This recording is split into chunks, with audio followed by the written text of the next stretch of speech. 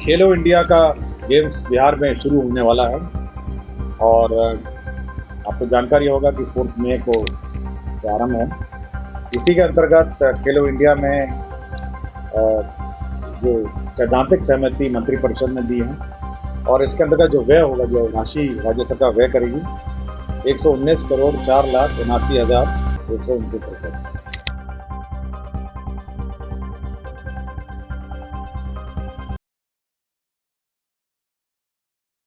नमस्कार। आज मंत्रिपरिषद में 34 एजेंडा पर निर्णय हुए। 34 एजेंडों पर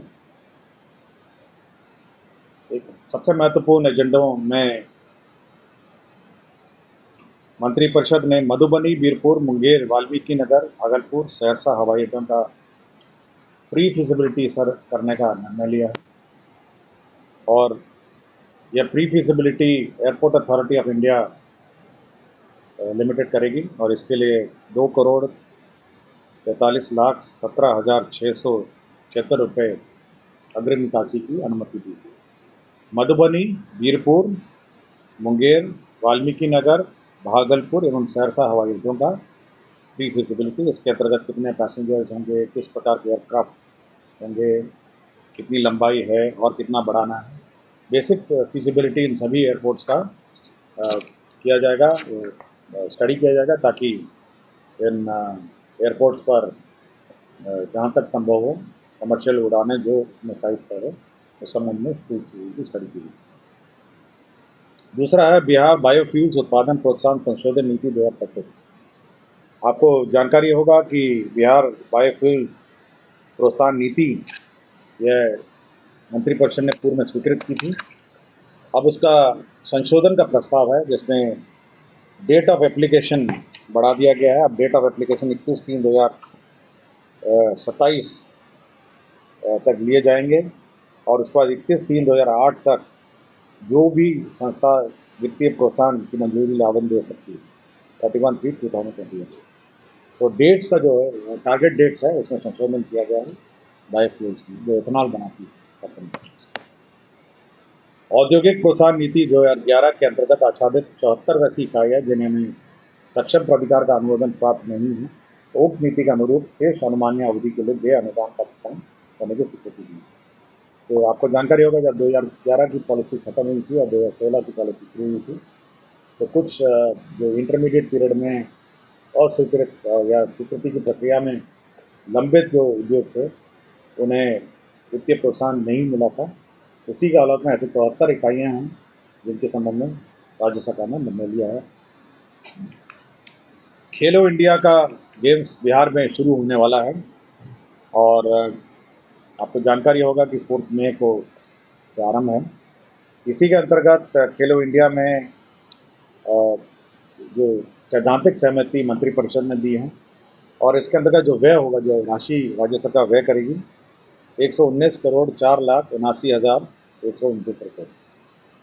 101 करोड़ के 119 करोड़ के आसपास इसमें व्यय होंगे और इसकी सैद्धांतिक स्वीकृति दी है।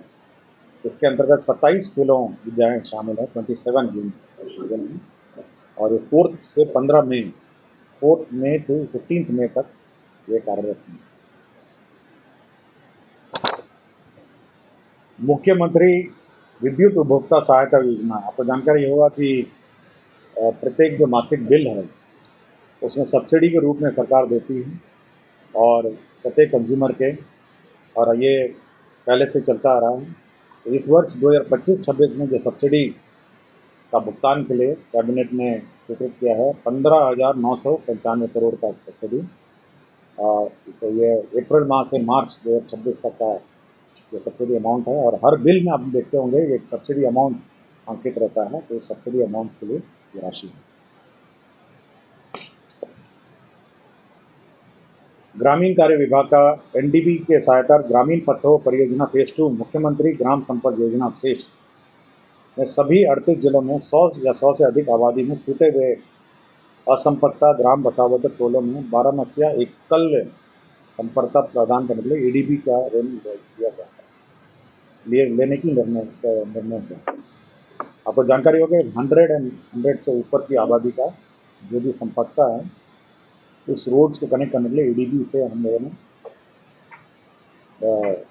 सॉरी एनडीबी से हम लोगों ने अप्रोच किया था, जिसमें 8,283 किलोमीटर ग्रामीण पथों का कार्यान्वयन के लिए पूर्व में स्वीकृत किया और निर्णय लिया।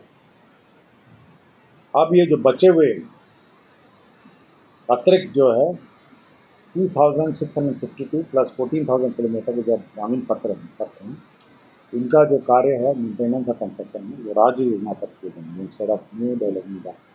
एनडीबी से हम लोग अप्रोच किए थे, एनडीबी ने आंशिक स्वीकृति दी है, और जो बाकी बचा है 2,652 किलोमीटर के अतिरिक्त लगभग 14,000 किलोमीटर अब एनडीबी द्वारा जो नहीं स्वीकृत हुआ है वह अब राज्य सरकार स्वीकृत कर इसका कार्यान्वयन करेगी। ग्रामीण कार्य विभाग का ही है। ग्रामीण एवं पथों एवं आरेखनों में निर्बाध संपर्कता के लिए मुख्यमंत्री ग्रामीण सेतु योजना के प्रावधान में संशोधित किया है। इसमें 100 से अधिक मीटर की लंबाई का निर्माण पुल निर्माण निगम के द्वारा कराए जाने पर विभाग द्वारा ओवरहेड चार्जेज में एकरूपता नहीं थी। ये ओवरहेड चार्ज में एकरूपता करने का निर्णय लिया।